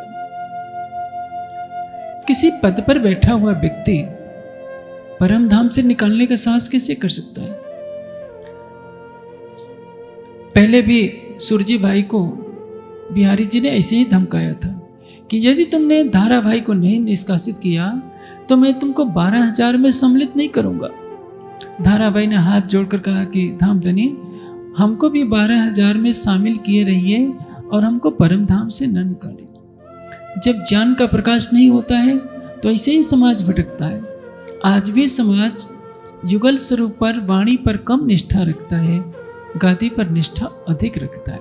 वो सोचता है कि गादी में कोई शक्ति है। यदि गादी में शक्ति होती तो बिहारी जी के अंदर भी शक्ति होनी चाहिए, क्योंकि वो तो देवचंद जी के सुपुत्र भी हैं। परमधाम की आत्मा भी उस तन में है, लेकिन न उनको परमधाम का कोई ज्ञान है, न उनकी आत्मा जागृत हो। आजकल तो जो भी गादीपति भी बनाए जाते हैं वो ट्रस्टियों की कृपा से बनते हैं। फिर भी सारा समाज यही सोचता है कि गादी पर जो बैठेगा वही हमारे लिए राज्य का स्वरूप है, देवचंद जी का स्वरूप है, श्री प्राणनाथ जी का स्वरूप है। यह एक भ्रांति है। कोई भी व्यक्ति किसी स्थान का स्वामित्व लेता है, वहां की गादी पर बैठता है, तो वहां के सुंदर साथ के लिए सम्माननीय है। यदि वो महान कार्य करता है, सुंदर साथ को ब्रह्मवाणी की राह दिखाता है, युगल स्वरूप से जोड़ता है, तो सारे समाज के लिए सम्माननीय है। लेकिन यदि कोई ये कहे कि हम गादी पर बैठे हैं, जो मैंने कहा वही अंतिम सत्य है, भले ही वो वाणी के कथन के विपरीत हो, तो यह उचित नहीं, क्योंकि गादीवाद अशिक्षा का जनक है, अंधकार का जनक है। गादीवाद, रूढ़िवादिता, अशिक्षा, इन्होंने हमारे निजानंद समाज को अंधेरे में ऐसा भटका रखा है कि कोई सुंदर साथ जागने के लिए साहस ही नहीं दिखा पा रहा है। अब समय बीतता जाता है, श्री जी के साथ सुंदर साथ का समूह एकत्रित होता रहता है। एक घटना घटित होती है। अब 1727 का समय है। लालदास जी को माया से खींच करके लाना है धामधनी के चरणों में। लालदास जी सुदामापुर पहुंचते हैं। सुदामापुर जो आजकल पोरबंदर कहलाता है। सुदामापुर में जाकर के वो वाणी चर्चा प्रारंभ करते हैं। पीताम्बर दास और भीम भाई उनकी चर्चा से प्रभावित होते हैं और उनको तारतम्य ज्ञान देते हैं लालदास जी। उनका नाम है अभी सेठ लक्ष्मण दास। वहां पर बल्भाचार्य मत का बहुत अधिक प्रभाव रहता है। बल्भाचार्य मत के लोग उनसे बैर पालने लगते हैं। जब श्री जी ने सूरत में चर्चा प्रारंभ की थी, तब भी बल्भाचार्य मत के अनुयायियों ने विरोध खड़ा कर दिया था।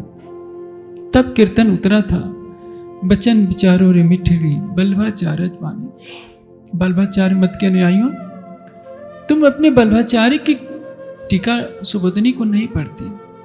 सुबोधनी टीका में कहा गया है, भागवत के महारास में, भागवत के 10वें स्कंद में महारास का वर्णन है।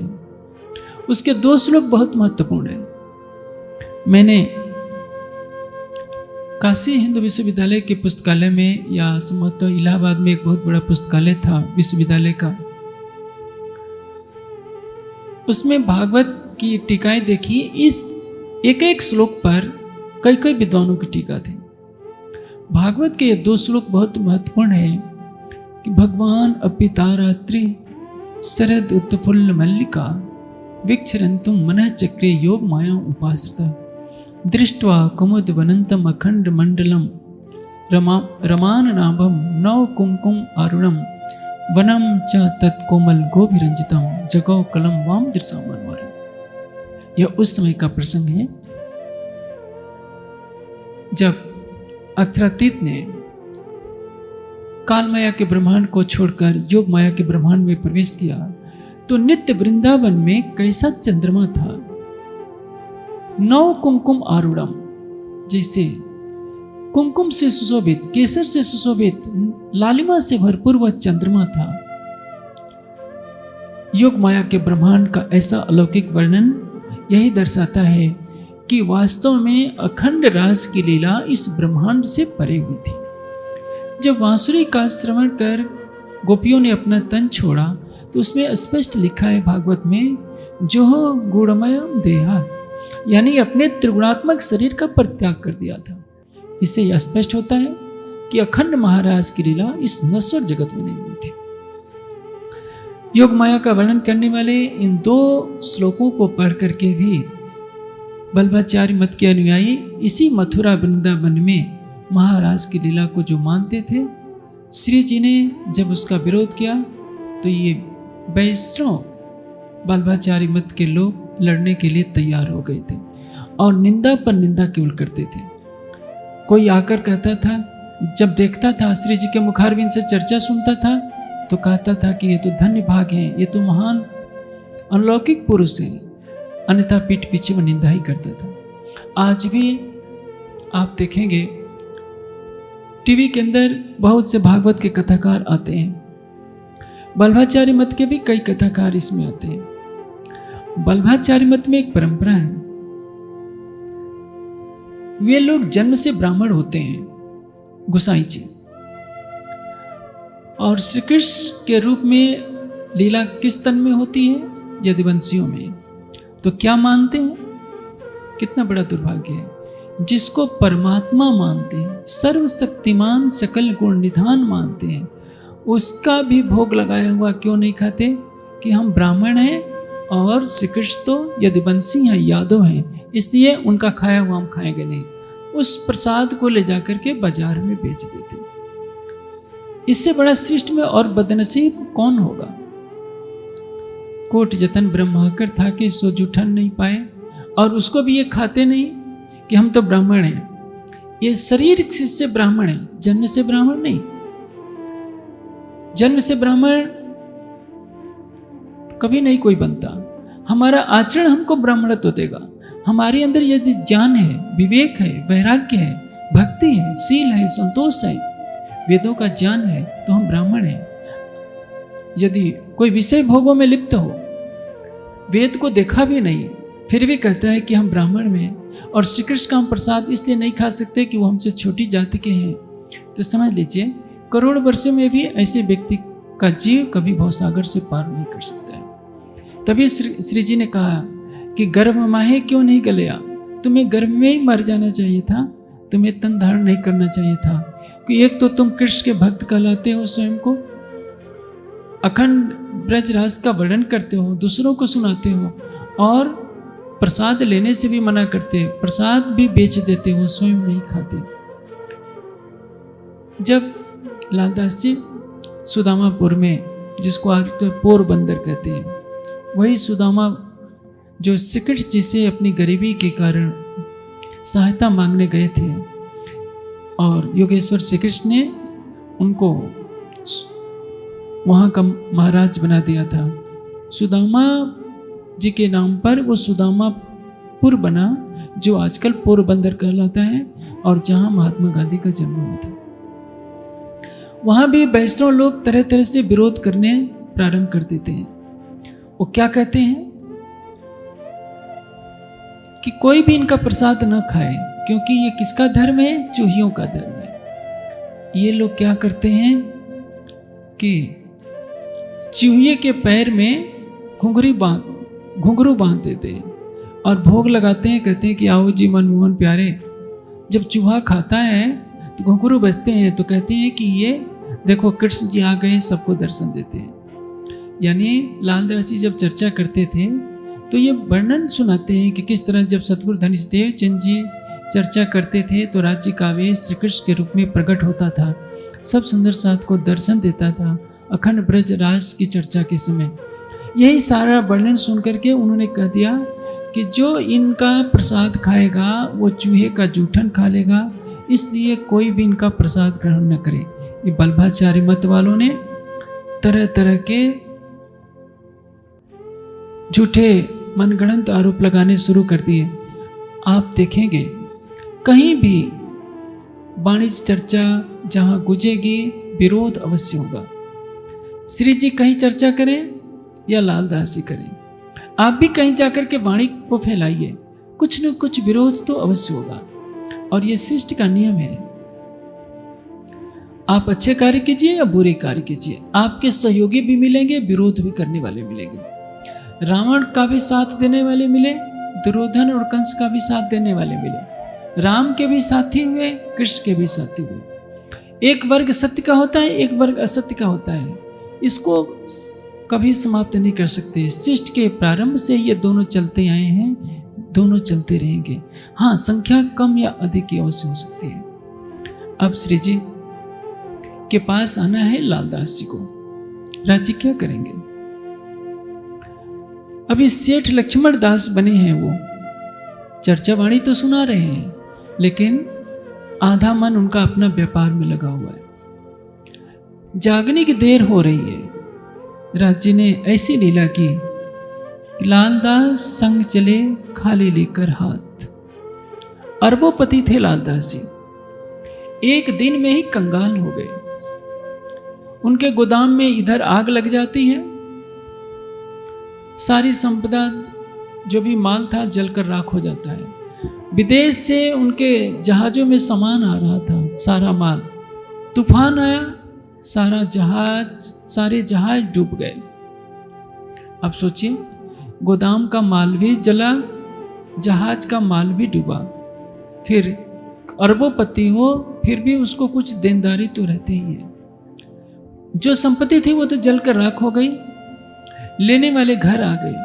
अब लालदास जी ने अपना सब कुछ बेच दिया, जितने आभूषण थे सब बेच दिए, फिर भी देनदारी नहीं पूरी हो पाती है। लेकिन देनदारी वाले तो ये सोचेंगे कि इनका सब कुछ भले ही समाप्त हो गया, हमें तो पैसा चाहिए, क्योंकि हमने सेठ लक्ष्मण दास को दे रखा है।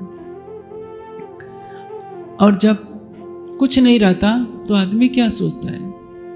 माया जब चली गई तो एक ही साधन बचता है, चलो अब राज्य की शरण में चलो। या तो पत्नी मर जाए या घर में झगड़ा हो जाए। जब कहीं से भी कुछ नहीं मिलेगा तो आदमी राज्य की शरण में आना चाहता है, पहले नहीं। सबको क्या लगता है, कितना घर हमारा अच्छा है, इतने सुख संसाधनों को छोड़कर कौन जाए आश्रम में रहने के लिए, ज्ञानपीठ में रहने के लिए। सबको अपने घर से लगा होता है, अपने संगी संबंधियों से लगा होता है। लेकिन जो हमारा अपना है, जो अनादिकाल से हमारा था, है और रहेगा, उससे प्रेम किसी किसी को होता है। जो आंखों से दिखाई देता है वो हमें अपना लगता है। राज्य इन आंखों से दिखाई नहीं देते तो मन में बात आती है कि पता नहीं राज्य है भी कि नहीं है, और हम उन राज्य के लिए इतने भरे पूरे परिवार को क्यों छोड़ें, जिसके अंदर परम धाम का अंकुर होता है। मन संसार से उचाट हो जाता है।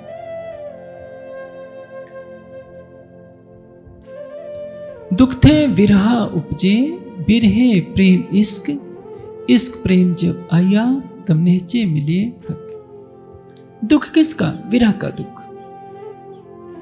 तभी तो एक कीर्तन उतरा था, दुख रे प्यारे मेरे प्राण को, सो मैं छोड़ियो क्यों कर जाए, जो मैं लियो है बुलाए। इंद्रावती जी की आत्मा कह रही है कि दुख तो मुझे प्राणों से भी प्यारा है, मैं इसको कैसे छोड़ सकती हूँ, क्योंकि दुख बिना चरण कमल को सखी कबहू न मिलिया को।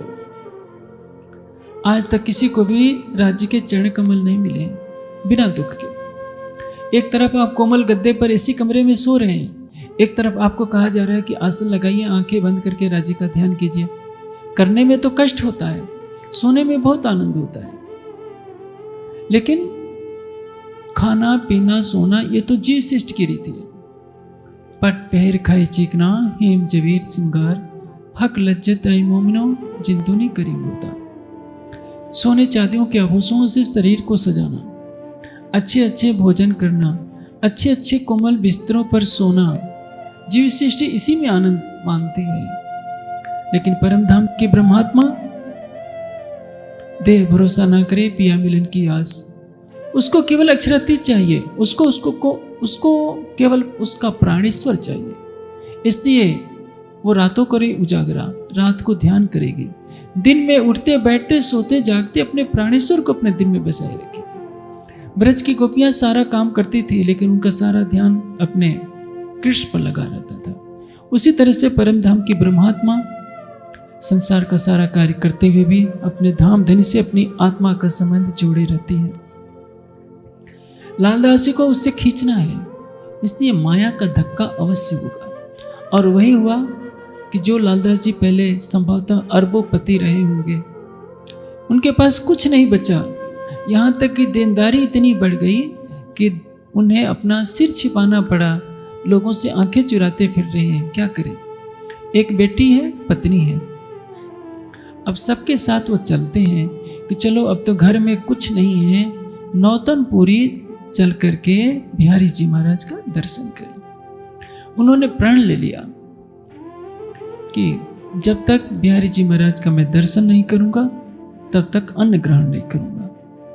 रास्ते में जा रहे थे तो जितने धन लेने वाले थे, जिन्होंने पैसे दे रखे थे लालदास जी को, क्योंकि व्यापार में किसी से लेना होता है, किसी से देना होता है, बिना लेन देन के व्यापार नहीं होता है। उन्होंने सोचा कि सेठ लक्ष्मण दास तो जाएंगे नौतनपुरी, वहां अपने आदमी बैठा दिए कि उनसे कहना कि नौतनपुरी नहीं जाए, आप सूरत जाइए, कहीं और जाइए, नौतनपुरी नहीं जाना। उन्होंने लालदास जी ने बहुत समझाना चाहा कि भाई मुझे दर्शन करने जाने दो।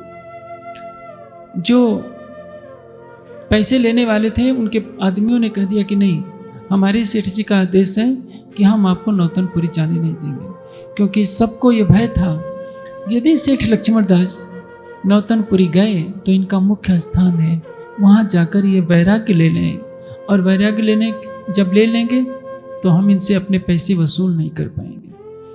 उनको किसी को ये मालूम तो नहीं था कि उनको सूरत भेजा जा रहा है, कुछ कारण है। सूरत जब आते हैं, दीप बंदर से होते हुए सूरत पहुंचते हैं, देखते हैं कि सब सुंदर साथ श्री जी के चरणों में वाणी का रसपान कर रहा है। भोजन का समय हो जाता है, सब सुंदर साथ भोजन करने के लिए जाते हैं। लालदास जी बैठे रहते हैं। श्री जी पूछते हैं कि लालदास, सेठ लक्ष्मण दास क्या हो गया, भोजन क्यों नहीं करने जा रहे हैं? लालदास जी कहते हैं कि धामधनी, मैंने यह प्रण किया है कि जब तक गादीपति बिहारी जी महाराज का मैं दर्शन नहीं कर लूंगा, मैं अन्न ग्रहण नहीं करूंगा। श्री जी कहते हैं कि लालदास, तुम धामधनी के चरणों में पहुंच गए हो, अब तुम्हें नौतनपुरी जाने की आवश्यकता नहीं है, जाओ भोजन करो। यह पहला अवसर है। संवत 1728 का समय हो गया है, 30 का समय हो रहा है लगभग। पहली बार श्री जी ने कहा कि अब तुम धनी के चरणों में पहुंच चुके हो, तुम्हें गादीपति महाराज के दर्शन करने की आवश्यकता नहीं है। इसके पहले हमेशा अपने को छिपाते रहे। 1715 में उनके धाम हृदय में युगल स्वरूप प्रत्यक्ष रूप से बैठ जाते हैं। यह कहकर कि इंद्रावती, सारों के सुकारने तू जाहिर हुई महामत, तुम्हारे ऊपर जागने का सारा उत्तरदायित्व मैं सौंपता हूं। तुझे अक्षरातीत इस दुनिया में कहलाना है, तुम्हारे तन से सारे ब्रह्मांड को मुक्ति मिलनी है, तुम्हारे तन से परम धाम की ब्रह्मवाणी उतरनी है। लेकिन स्वयं महामती जी ने अपने स्वरूप को कभी उजागर नहीं किया। वाणी में अवश्य उजागर हो गया है, रास में, प्रकाश में, खट ऋतु में, कलश में, सब में आप पढ़ेंगे तो यही बात सिद्ध होगी कि राज्य कहाँ है, महामती के धाम हृदय में। जब श्री जी ने जब पाती लिखी थी बिहारी जी महाराज के पास, तो साथ में कलश किताब भी भेज दी थी, क्योंकि कलश किताब वहाँ उतरी थी। उस किताब को पढ़कर बिहारी जी ने कहा यह कलश नहीं, यह तो क्लेश है। क्लेश यानी कष्टकारी है, क्योंकि उस कलश किताब में लिखा है कि इंद्रावती के में अंगे संगे, इंद्रावती मेरा अंग, जो अंग सौंपे इंद्रावती, तय प्रेमे खिलाऊं रंग। सुख देऊं सुख लेऊं सुखे जगाऊं, साथ इंद्रावती को उपमा मैं दे अपने हाथ। इंद्रावती का मिलन किसके साथ हो गया है? श्याम समागम अनंत थयो। प्रीतम से मिलन हो गया इंद्रावती को, और राज्य कह रहे हैं मैंने सारी शोभा महामती को दे रखी है। यह बात बिहारी जी को कैसे सहन हो सकती थी? तभी तो उन्होंने कहा कि यह कलश नहीं क्लेश है, मैं इस किताब को मैं नहीं मानूं। प्रकाश के हर प्रकरण को पढ़िए, प्रारंभ के कई प्रकरणों का एक ही सार तत्व है, बैठा आपण माहे कहे, पढ़ साथ माहे कोई बिल्लो रे। हमारे मध्य में बैठे हैं, हमारे मध्य में बैठे का मतलब महामती जी के धाम हृदय में बैठे। लई तारतम अजवालु सार, भली श्री जी अव्यावा। तारतम जान का उजाला लेकर स्वयं अक्षरातीत पुनः आ गए हैं, यानी देवचंद जी का तन छोड़कर वे राज के तन में आ चुके हैं। रास के पहले प्रकरण में भी यह बात सुनने को मिलती है, तेहज वाणी ने तेहज चर्चा, प्रेम तड़ी रसा। सात मली ने सामलो, जागी करो विचार, जेणे अजवालो आ करियो, परखो पुरुष से पार। जिस स्वरूप ने आकर तारतम ज्ञान का उजाला किया है, उस स्वरूप को पहचानना है। आपन हजे नथी वलख्या, जुओ विचारी मन, विविध पेरे समझाविया અને કહી તારતમ। आज भी श्री प्राणनाथ जी के स्वरूप को 300 वर्ष व्यतीत हो जाने के बाद भी किसी ने पहचाना नहीं। मिराज का तन हुए इस संसार में 400 वर्ष होने वाले हैं। आप सोचिए 360 वर्षों से वाणी को अवतरित हुए हो गए, लेकिन कितने सुंदर साथ ने धाम धनी को पहचाना। आज भी कोई गर्व से उन्हें संत कह रहा है, कोई महापुरुष कर रहा है, कोई कवि कह रहा है, कोई आचार्यों की श्रेणी में रख रहा है। इससे बड़ा अपमान और क्या होगा? यदि हम हीरे को हीरा नहीं कह सकते तो उसे कांच कहने का अधिकार हमको किसने दे दिया? वाणी में स्पष्ट कहा है, इन मोती का मोल कहियो न जाए, ना किन्हो कानो सुनाए, सोई जले जो मोल करे और सुनने वाला भी जल मिले। श्री प्राणनाथ जी की महिमा को शब्दों में कोई व्यक्त नहीं कर सकता।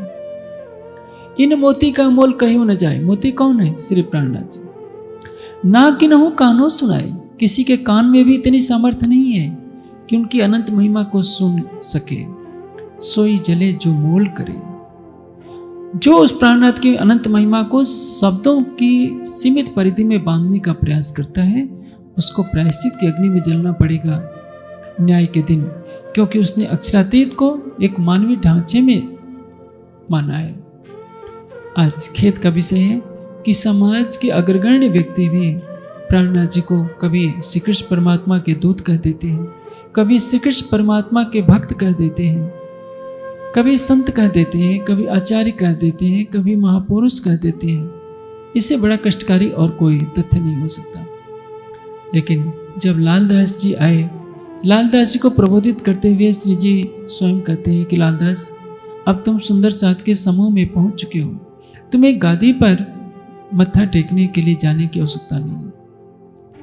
आज भी उसी बात को दोहराया जाता है कि अमुक गादी पर चले जाओ, मत्था टेक आओ, तो तुम्हारा हृदय पवित्र हो जाएगा। ऊपर तले अर्श ने कहा, अर्श कहा मोमिन कलोब। परम धाम ठीक है, हद बेहद से परे होगा, लेकिन वास्तविक परम धाम तो वहाँ है जहाँ ब्रह्मात्मा है। ब्रह्मात्मा का धाम हृदय ही अक्षरातीत का धाम होता है। वाणी का कथन ये है। और महामती जी के धाम हृदय में अक्षरातीत ने अपनी बैठक करके परम धाम की आत्माओं की जागने की लीला प्रारंभ की है। इसलिए जिन्होंने महामती जी के धाम हृदय में युगल स्वरूप को देखा, जिन्होंने अपनी आत्मा के धाम हृदय में युगल स्वरूप को देखा, वो इत भी धन धन होंगे और उत भी धन धन होंगे।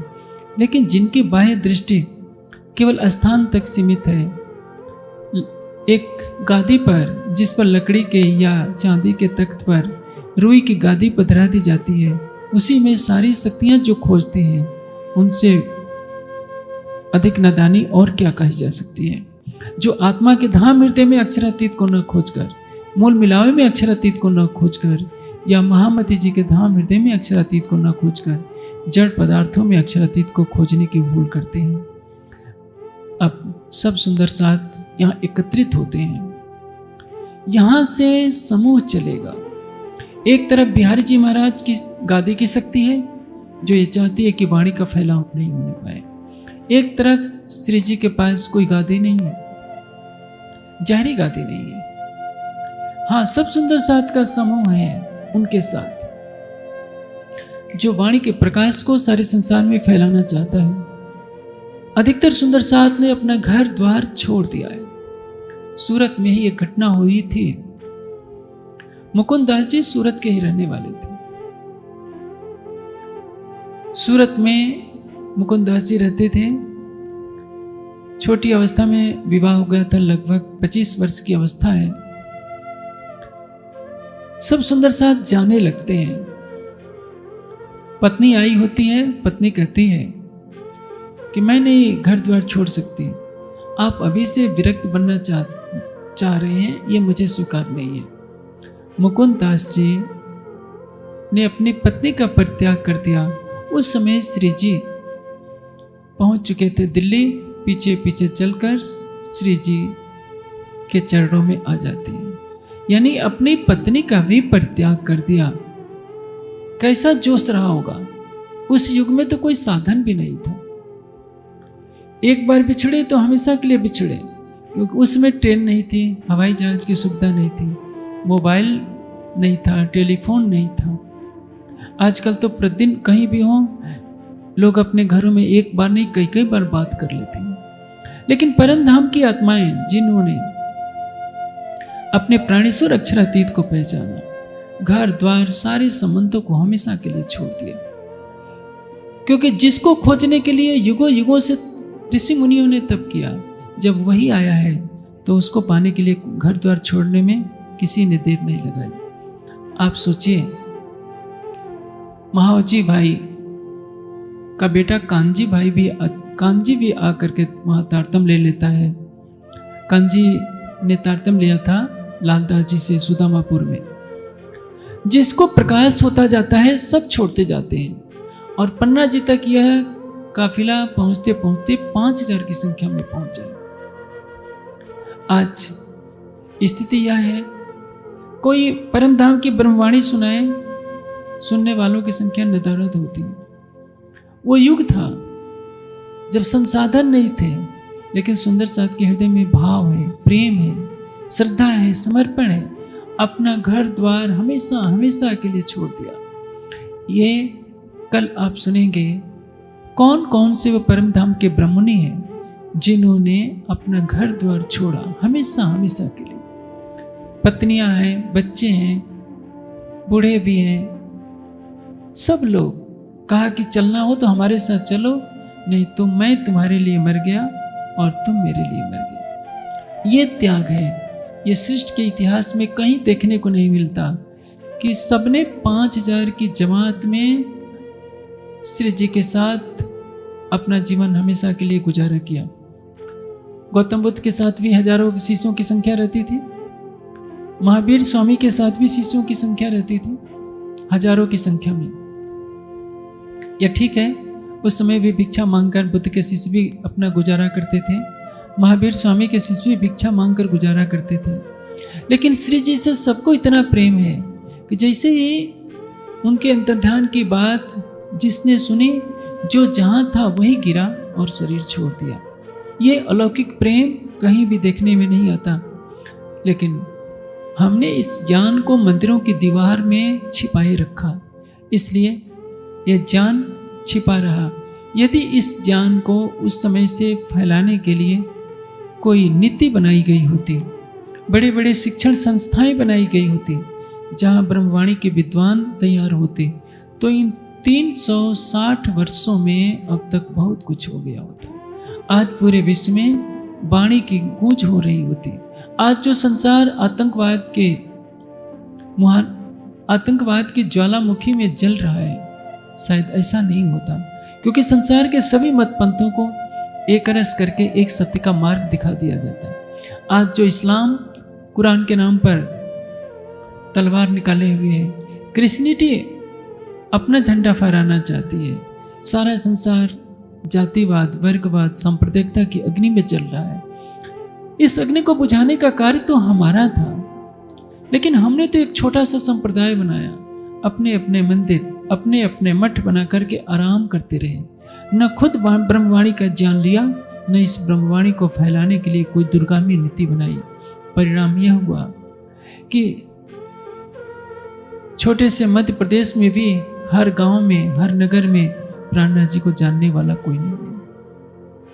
पूरे देश की शिक्षण संस्थाओं में प्राणनाथ जी का नाम बहुत कम आता है। जिस परम धाम की ब्रह्मवाणी का अवतरण हुआ, उस ब्रह्मवाणी के दार्शनिक तत्वों को आज का विद्वत वर्ग नहीं जानता है। इसके लिए हम दोषी हैं। हम कोई बहाना नहीं बना सकते कि ऐसा हुआ, ऐसा हुआ। विवेकवान वह कहलाता है जो बहानेबाजी छोड़े। हमें अपने दोषों को स्वीकार करना होगा। हमने भूले की है, लेकिन यदि हम अभी से भी सजग हो जाएं तो भी बहुत कुछ हो सकता है। आने वाली पीढ़ियों को आत्मचिंतन करना होगा कि अतीत में क्या भूलें हुई और वर्तमान में क्या भूलें हो रही हैं। भविष्य में उन भूलों को हम न दोहराएं, अन्यथा जब परात्म में हम जागृत होंगे तो राज्य के सामने क्या कहेंगे कि अक्षरातीत, आप मिराज के तन में बैठकर लीला कर रहे थे, हमने तो आपकी कोई पहचान संसार को नहीं दी। बुद्ध के अनुयायियों ने बुद्ध के उपदेश को जावा, सुमात्रा, इंडोनेशिया, चाइना, जापान, मध्य एशिया तक धावा मारा। कितने राजकुमारों ने अपना घर द्वार छोड़ दिया, अपने राजसी महल छोड़ दिए। महावीर के अनुयायियों ने पूरे देश में अपने ज्ञान का डंका बजाया। हर पंथ ने फैलाया। मोहम्मद साहब के अनुयायियों को देखिए, चाहे भले ही तलवार के बल से अपनी विचारधारा फैलाए हो, फैला तो दिए। ईसा मसीह के अनुयायियों ने भले ही पाल ने क्रिश्चियनिटी को खड़ा किया हो, लेकिन जो क्रिश्चियनिटी फैली, 7 समुंदर पार के पादरी आकर भारत के गांव-गांव में गए। पूर्वोत्तर भारत के गांव-गांव में जाकर उन्होंने क्रिश्चियनिटी का संदेश दिया। हम तो वहां रहकर भी अपने अड़ोस पड़ोस में भी प्राणनाथ जी की वाणी को नहीं फैला सके। क्या इस भूल के लिए कोई क्षमा शब्द हो सकता है? यदि हम अंतरात्मा से पूछें तो नहीं, लेकिन वो तो क्षमा के सागर हैं। हम लाख अपराध करेंगे तो भी हमें क्षमा मिल जाएगी, लेकिन स्वयं को ब्रह्मांगना कहलाने का हम गौरव क्या कर पाए यदि इस ब्रह्मवाणी को हम कभी फैलाना नहीं सीखे। आक्रमणता की चादर हमारे पास है, हम उसको छोड़ना नहीं चाहते। राग द्वेष के बंधनों में हम बंधे हैं, संगठित होना हम नहीं जानते, अपने मस्तिष्क से कुछ कार्य लेना हम नहीं जानते। इससे बड़ा अपराध और क्या होगा? जिस ब्रह्मवाणी के एक एक शब्दों पर बड़ा से बड़ा मनुष्य भी मुग्ध हो जाए, उस ब्रह्मवाणी को हमने एक सामान्य सा ग्रंथ बना दिया। पूजा अवश्य हमने की, लेकिन सबके हृदय तक तो उसको नहीं पहुंचाया। हमारी गरिमा संसार में तभी मानी जाती यदि हम ब्रह्मवाणी को संसार में सर्वत्र फैला देते और इस सारे संसार को यह बता देते कि देखो, जो तुम वेद में पढ़ते हो, उपनिषद में पढ़ते हो, दर्शन ग्रंथों में पढ़ते हो, उसके सार तत्वों को तारतम्य वाणी से हम तुम्हें बता सकते हैं। जिस कुरान की आयतों को तुम पढ़ते हो, बाइबल को तुम पढ़ते हो, अन्य संत मतों के ग्रंथों को पढ़ते हो, उसके द्वारा हम दर्शा सकते हैं परम सत्य क्या है, कहाँ है परमात्मा, कैसा है परमात्मा, आत्मा का स्वरूप क्या है, शरीर को छोड़ने के बाद हमें जाना कहाँ है। इन शिष्ट के प्रारंभ से चले आने वाले प्रश्नों का समाधान हम कर सकते थे, लेकिन हमने आलस्य और प्रमाद के कारण नहीं किया। अभी तक रोग आकर थोड़ी बहुत हिंदी में टीकाएं निकली हैं, कुछ थोड़ी बहुत गुजराती में है, थोड़ी बहुत अंग्रेजी में है। 350 वर्ष से चले आ रहे ग्रंथ की इतनी छोटी सी टीकाएं पर भी हो हल्ला मचता है। आज सारा संसार योग की तरफ मुड़ रहा है। हम ध्यान नहीं करना चाहते, चितवनी नहीं करना चाहते। हम उन्हीं पौराणिक रूढ़वादियों की तरह केवल घंटी घड़ियाल को ही प्राथमिकता देते हैं। हम प्राथमिकता देते हैं तुलसी की कंठी को गले में लटकाने की। हम इस बात की प्राथमिकता नहीं देते कि हम अपनी परात्मा को देखें, अपने आराध्य, अपने प्राणेश्वर युगल स्वरूप को देखें। हम अपनी आत्मा के धाम हृदय में अपने प्राणेश्वर को देखें। जो सबसे अधिक नजदीक था उसको हमने दूर बना दिया, उसको हमने मंदिरों की चार दीवारी में कैद, खाने में कैद कर रखा है। वेदों ने आज से 1,96,8,53,000 वर्ष पहले उद्घोष किया था कि दूरात सुधरे तद यह अंत की चाह। वह दूर से भी दूर है, निकट से भी निकट, निकट से निकट वेद ने कह दिया था। कभी याज्ञवल्क्य के महर्षि ने जनक की सभा में डिंडिम घोष के साथ कहा था कि यह आत्मन तिष्ठति अंतरो यम आत्मा न वेद यस्य आत्मा शरीरम। लेकिन हमने इन कथनों को कभी भी अंगीकार नहीं किया। अक्षरातीत के ब्रह्मवाणी ने हमें बार बार चेताया कि हक नजीक से हरक से आड़ो पटना द्वार, फिर भी हमने सुनते हुए भी अनसुना कर दिया।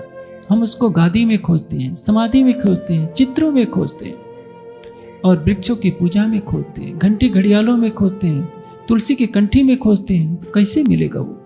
इसलिए धर्म पर समर्पित होने वाले उन ब्रह्मनियों के नाम आप कल सुनेंगे, जिन्होंने अपने घर द्वार को हमेशा हमेशा के लिए छोड़ दिया और श्री प्राणनाथ जी के साथ कह दिया कि धामधनी आप हमारे सर्वस्व हैं, आप हमारे प्राणगण हैं, प्राणवल्लभ हैं, प्राण प्रीतम हैं, प्राणनाथ हैं।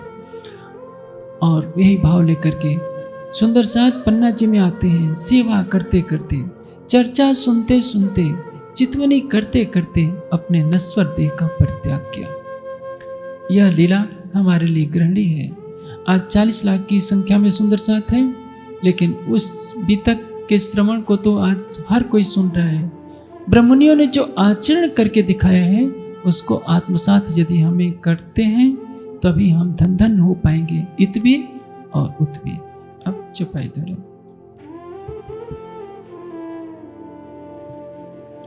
श्री महामति कहे ए मोमिनो,